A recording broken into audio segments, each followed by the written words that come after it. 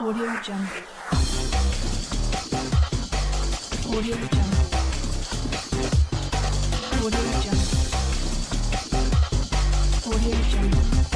السلام عليكم. النهاردة هعمل معاكم السمك والجمبري بطريقة جميلة جدا، طريقة كده هتعجبكم جدا، طريقة المطاعم.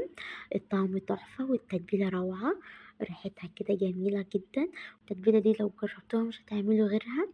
معايا كده معلقتين كبار من الثوم المفروم، عليهم نص بصلاية وليمونتين، وهنزل كمان بمعلقة من الكمون ومعلقة من الكزبرة ومعلقة من السكر ومعلقة من الملح ونص معلقة من السبع بهار وربع فنجان من الخل.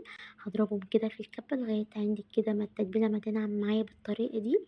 هتبل بقى السمك بقى بالتتبيلة الرهيبة دي لغاية كده ما السمك ما يشرب معايا من التتبيلة. وكمان يا سلام بقى لو سبته لمدة ساعة أو ساعتين في التتبيلة بس. وهقلب الجمبري كده بالخلطة دي، الخلطة دي تحفة بجد.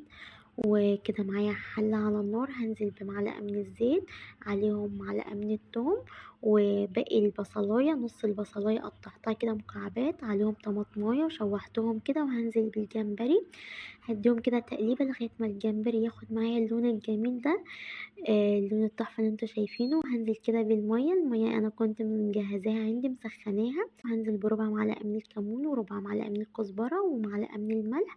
هقلبهم كده وهغطيهم وهسيبهم لمدة 10 دقايق، واضيف عليهم الكريمة.